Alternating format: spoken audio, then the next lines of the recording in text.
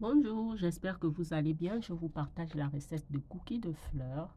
Alors pour cela, vous aurez besoin de 125 g de beurre mou, 250 g de farine, un œuf, la moitié d'un sachet de levure chimique, 100 g de sucre, 100 g de chocolat cassé. Vous pouvez bien sûr prendre des pépites de chocolat. Pour la décoration, on va prendre un chocolat au choix. Alors moi j'ai pris du chocolat au lait. Dans mon saladier, je verse la farine, le beurre mou, le sucre et je viens travailler afin de sabler ma pâte et la ramasser comme vous pouvez voir. J'ajoute par la suite la moitié du sachet de levure chimique et on mélange le tout jusqu'à l'obtention d'un mélange bien crémeux, sableux, et on viendra casser l'œuf.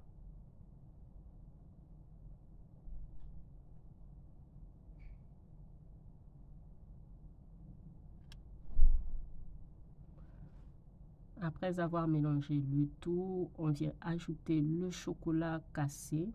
Bien sûr, vous pouvez mettre des pépites de chocolat de votre choix, des perles de sucre si vous voulez.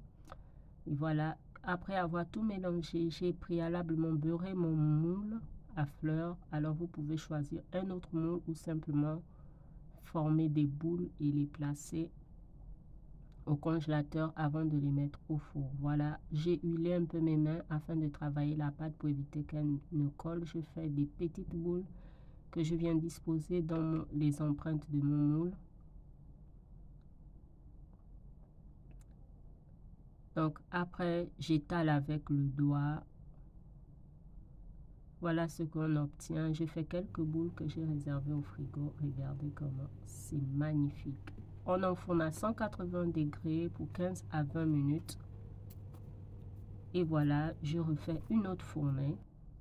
Voilà ce que ça donne. Regardez-moi ces magnifiques cookies. Vous pouvez simplement vous arrêter là si vous voulez ou ajouter du chocolat après. Donc voilà, j'ai pris du chocolat au lait.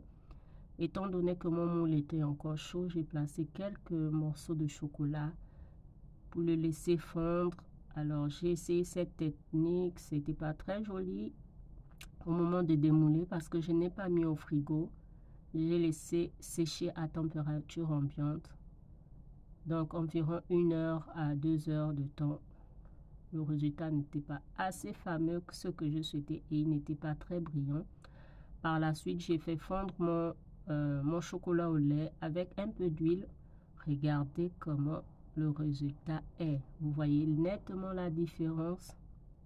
Donc voilà, ça c'est le mélange chocolat au lait et huile. Et après, j'ai laissé sécher au frigo environ 1 heure. Donc regardez-moi comment ça se présente. Regardez le chocolat, comment il est bien brillant et lisse.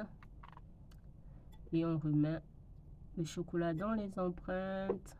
On étale bien et on dispose le cookie par-dessus. Donc on répète le processus et on laisse reposer. Et voilà ce qu'on obtient.